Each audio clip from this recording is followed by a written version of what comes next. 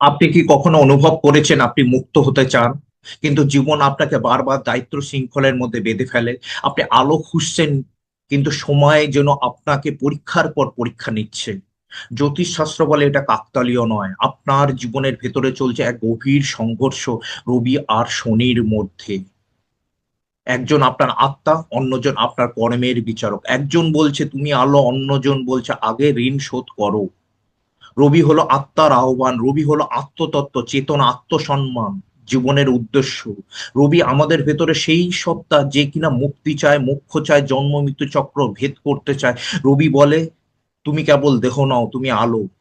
আর শনি হলো কর্মের আদালত, আর ঠিক সেই জায়গাতেই শনি কিন্তু দাঁড়িয়ে আছে। শনি হলো সময়, কর্ম, নিয়তি, বাস্তবতার কঠোর শিক্ষক।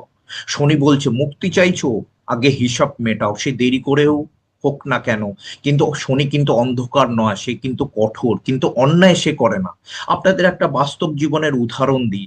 ধরুন আপনি বড় কিছু জীবনে করতে চান বা নিজের স্বপ্ন পূরণ করতে চান, কিন্তু হঠাৎ সংসারের দায়িত্ব এসে যায়, সে চাকরির চাপ হতে পারে বা বাবা মায়ের অসুস্থতা বা অর্থের সংকট।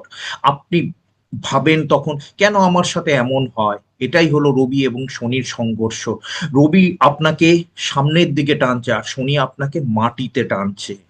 আপনার কুণ্ডলিতে যদি রবি শনির যোগ থাকে, সংযোগ থাকে বা দৃষ্টি থাকে বা সপ্তক যদি এই দুটো গ্রহ থাকে, তাহলে আপনার জীবনে থাকবে স্বাধীনতার তীব্র আকাঙ্ক্ষা, কিন্তু দায়িত্বের ওপর ভারী চাপ, আত্মসম্মান এবং কর্তব্যের সংঘর্ষ। একটু হলেও দেরিতে সাফল্য, কিন্তু স্থায়ী সাফল্য। এই যোগ মানুষকে ভাঙে, তারপর নতুন করে গড়ে তোলে।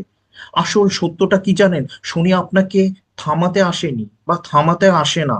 শনি আপনাকে প্রস্তুত করতে আসে, আর রবি সে আপনার ভেতরের আলো, সে কখনো নিভে যায় না।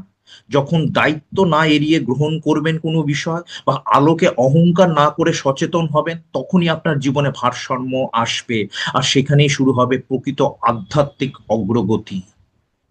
আপনি কি এখনো আপনার কর্মের শৃঙ্খলের মধ্যে আবদ্ধ, নাকি পরীক্ষায় উত্তীর্ণ হয়ে মুক্তির পথে হাঁটছেন? আপনার কুণ্ডলিতে রবি এবং শনির সংযোগ বলে দেবে বর্তমানে আপনার আত্মা এখন কোন স্তরে দাঁড়িয়ে।